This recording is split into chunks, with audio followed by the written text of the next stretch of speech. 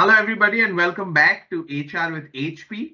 And in today's video, in this week, I have a very special guest with me, Mr. Zubin Zack, who is the Managing Director, Middle East, Africa, and South Asia at O.C Tanner. And we'll be having a very open conversation about culture and the future of workplace. So, Zubin, if you'd like to tell my audience a little bit about yourself and O.C Tanner. Hey, thanks, Oshidar. First of all, a big shout out to you. I've been having a look at a few of your videos you've been making, and I just love the fact of keeping it natural and you get into nitty-gritties of, transactional aspects which help people really with their career, application of jobs, making resumes. So I just love that where you keep it real. So kudos and a big shout out, and thank you for having me. Like you said, I represent O.C Tanner for the Middle East, Africa, and India or South Asia region. O.C Tanner is the world's largest organization dealing with products and services for rewards and recognition. We have over 8,000 plus clients, about 1,100 of them are global or multinational. We service over 180 countries. We are last year also we were in the top 100 Fortune best 100 top 100 best places to work. The unique thing, let me do a bit of selling on behalf of O.C Tanner. The unique thing about our company is two things. One, it's a privately held company, and therefore you are not there to impress the stock market every 3 months with quarterly results, and therefore we make our decisions for the long term. We make our decisions which are right for the customer. And the second part, which I love, is we walk our talk. So we talk about making an impact in the workplace for organizations, for employees. We talk about helping people thrive at work, right? That's our purpose. And we actually do it. We live it. And that's the best part, because what we do, we can go and preach to our customers and have conversations and learn with them. So I think I'm sure this will come out in our conversation today. But these are the two unique things, and it's been great. Nearly 8 years with O.C Tanner. Love the company, love the leadership, genuine people. That's it, Oshi. Enough of selling of O.C Tanner. Oh yeah, I mean, I hope O.C Tanner gives you a bonus after this interview is out. Thank you very much. That was really, I would say, brief but in depth as well. I did know about O.C Tanner, but I would say the couple of points you mentioned, right? In so many countries and the largest, and also in the top 100. And as you said, it's privately held, and y'all are not trying to impress anybody with the stock market, which is currently not doing great as well. So sticking with today's topic is the future of work and workplace culture. My first question would be, what do you feel? Are we in the future of work, or is it yet to come? Since we are in the pandemic, everyone's working from home. So what are your thoughts on that? So we for sure are in the future, if you asked me this yesterday, right? Because we are in the future in that sense, and it will keep evolving. So it's not there yet. We are yet trying to, I feel, figure it out. We need more data points. We need more research as to how this will actually pan out. And I have a feeling that this will keep changing, keep evolving. So that's where we stand. Was there a second question linked to this, or is there a connecting point? Well, I would say, we are definitely in the future. So what do you think has changed on how and where we work currently or post-pandemic? I think so quite a few things have changed, right? I think we were having a chat before this, and like you said, that the world's capital today, or the world's busiest cities and the happening places, are just in your bedroom, right? You could actually be having it in your office space, working from home in a remote part of the world. And so obviously that has changed. And like you said, it impacts not just the workplace, it impacts their policies, it impacts culture, it impacts how do you engage employees, how do you align them to objectives, purpose, so on and so forth. But it is also impacting personal lives, and it is impacting families and impacting cities and infrastructure in cities and so on and so forth. So I think the biggest thing which has changed, and this was in connection with one of the talks I was listening by Satya Nadella, who's the chairman and CEO of Microsoft. Uh, they define it as flexibility, and the need for flexibility has changed. And he talks of uh, that the change is actually for each person is not like a switch, like do I go work remote or do I not work remote? It's sometimes somewhere in between. How do you adjust for the working style or the new model of workplace? And I think Yes. he talks of it being like a dial, where for each person you need to know why, when do you need to come to office, when is it more productive to be in office versus work from home, so on and so forth. And I would like to um, classify it in three points, because why this need? And the need is right now it's Sunday, right? And we are doing this call on Sunday, right? Yes. So it's the need to work anytime. Okay. Okay. Second is the need to work anytime during the day. What they see is that because of the flexibility of working from home and during the pandemic, people were able to schedule dropping off kids to school, dropping off them to daycare, going and shopping at a certain time instead of working 9 to 5 and then doing that to avoid traffic, to avoid Yeah. rush in a shopping complex. So people work just before going to bed. They are more because of the global nature of our businesses. By default, 3 to 4 days I'm working.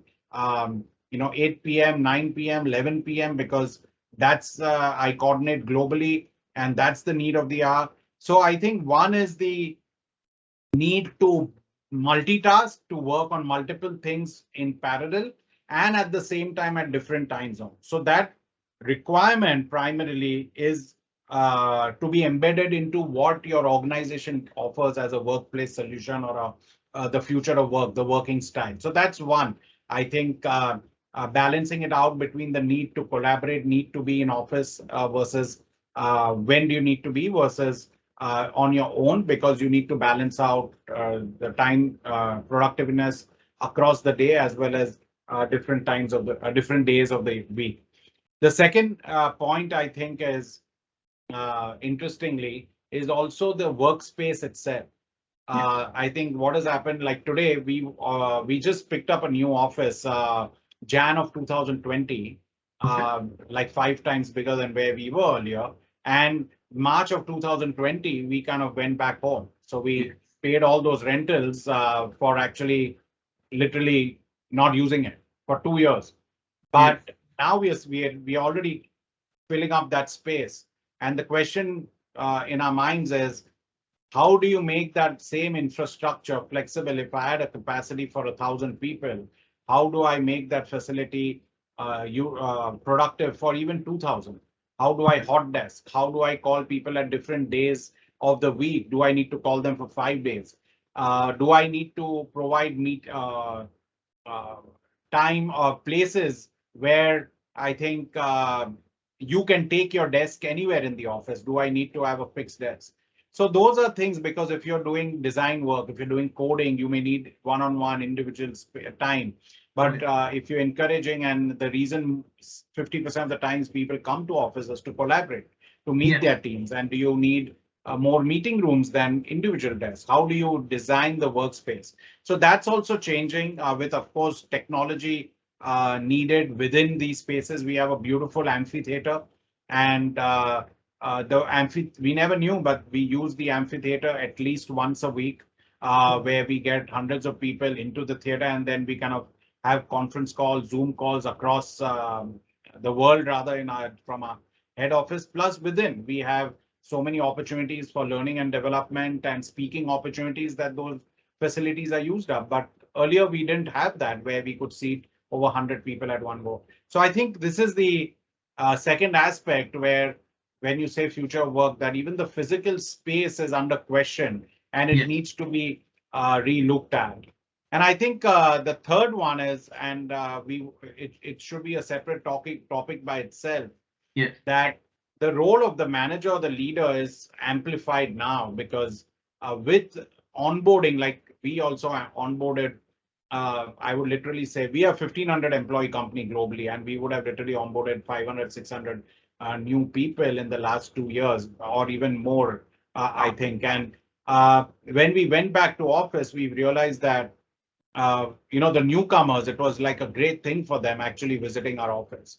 Yeah. And uh, the role of the manager is important because they needed to know when they got onboarded online and when they were sitting in their homes, who to meet, what is the content to have them trained, how will they align to purpose, will they be passionate about what they're doing, did they understand O.C Tanner culture? There's so many things. HR can put a program in place, can schedule meetings in place, but what is needed? How do you elevate that individual? How do you motivate that individual who you're not going to meet, but it have only digital? And I think this is the third one where the manager plays a role, but onboarding, learning and development, all of these now have a different perspective. One interesting thing to include, I read about 2 weeks ago, where there are organizations which are onboarding people into their own metaverse, where they've set up, companies have set up a metaverse, and 15,000 people across the world who've onboarded, let's say a month ago, come into the metaverse, and that's the headquarters of the company. The global teams address them into the metaverse, everyone getting the same experience around the world, firsthand, directly from the top leadership. And it's a different experience. So I don't know. I mean, that's another what the future work could be like. These are points which are coming up where technology is now embedded within the physical space, outside the physical space. What's the role of the manager? A lot of questions up in the air. Sorry for shooting a few more questions back to you instead of answering them, maybe. No, actually, you did answer my other question about the role of managers and leaders in an organization, on how their role has changed in the past 2 years. And as you said, the technology and everything coming together and the future of work. So that was really, really brilliant and insightful. And I would say, taking from Satya Nadella and the flexibility, I would say there is a video on my channel talking about prioritization. I would say in the pandemic, people have realized that they need to prioritize, and that has made a big change in working styles, culture, and the future of working. And I would say our buddy Mark is going in the right direction. He rebranded Facebook to Meta for the metaverse. So I would say that is maybe say 5 years down the line, but it is actually happening. So as you say, human resource and people and technology can make a great impact, and that is changing quite rapidly. Yeah. Big time. I think tech, we have to keep, it's happening faster than expected. And the leaders, I think the biggest role, why I say they play, is because they would otherwise also, what happened is that when you were only physically in office, you would actually have those coffee breaks, you collaborated and associated with a lot more people outside of your team. So I think what happened is, in this COVID or in the pandemic time, when we were online, the closer connections, the immediate reporting lines got closer, because I would do meetings every day. I would connect one-on-one once a week. I would catch up, see that the teams engage, genuinely care for that. But if I was in supply chain, I would not necessarily know what's all happening in client success or what's happening in the HR team. And that got missed out, because I would know otherwise, because I would meet them for lunch or coffee break, or I would actually walk across in the corridors and say hello and get to know. So the further relationships, or the weaker relationships, became even weaker. Yeah. And I think that's where the manager plays a role, because the manager needs to, with us coming back in the hybrid model, we need to see that for people's career, for people's development, this offline meetings are also important, because I expand my own personal growth development. Like we've started, we have mentoring in our in the opportunities vertical, and we also have job shadowing, and so on and so forth. And those are very critical at these times, so that you can actually see you're creating like a lineup or a succession plan with helping other people also learn beyond their function. And that's where the manager plays a role. And in this, the second role where the manager is very important is, or the leader is, I think, genuine care. Yes. More than ever at this point of time, we've realized that you cannot differentiate or you cannot exclude people's personal life from their professional life. And anything which happens to them outside, we talk of diversity, inclusion, Yes. marginal communities, and so on and so forth. Uh, they impact your professional life no matter what you say, and they need to be included and considered. And therefore, the manager plays a role of genuinely seeing that at a personal level, they know individuals, they know their teams, they genuinely care for them. And I think it's difficult to teach or train. It has to come from within. Oh, That yes. vibe, that sense has to be there. And I think that's the second one. Uh, uh, if you can actually do that, then I think it will get duplicated. It's not something which can be taught, because no matter what you say, uh, my boss jokes about it that, Zubin, never do what I do. You always do what I tell you. And he jokes about it. I know he's the greatest genuine leader, but this is exactly where it comes in. That I think this genuine care will differentiate organizations and the ability to retain and nurture your teams.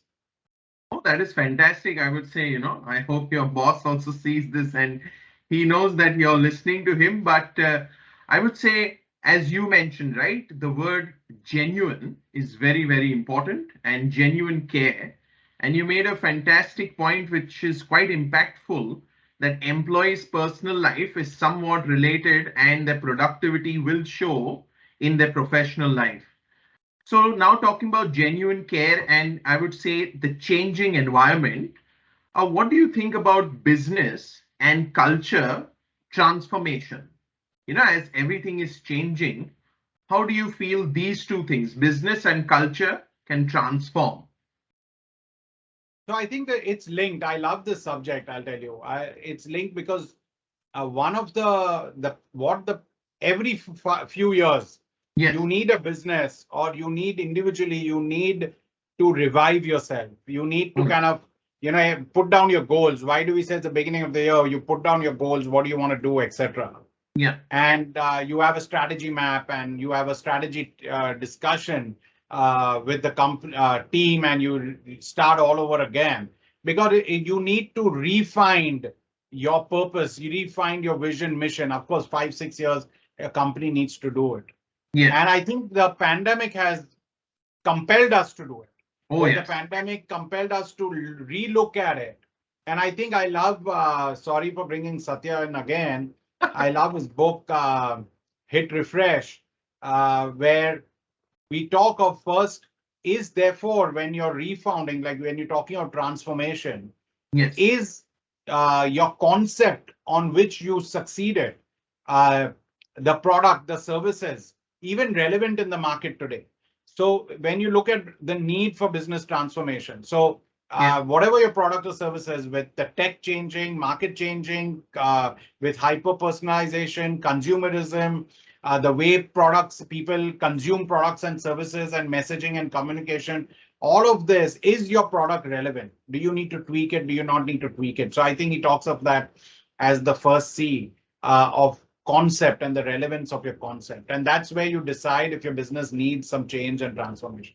The second question, again, where what to transform and how Yes. to transform, is building on the capability. Is your organization having the capability to deliver on the new concept, or the modified or edited concept which you want to take to the market? And I think that's where learning and development, the mindset, the attitude, the processes, the infrastructure, what is it, the team, the call it talent, what is it that the infrastructure and the resources are required to deliver and win in that marketplace?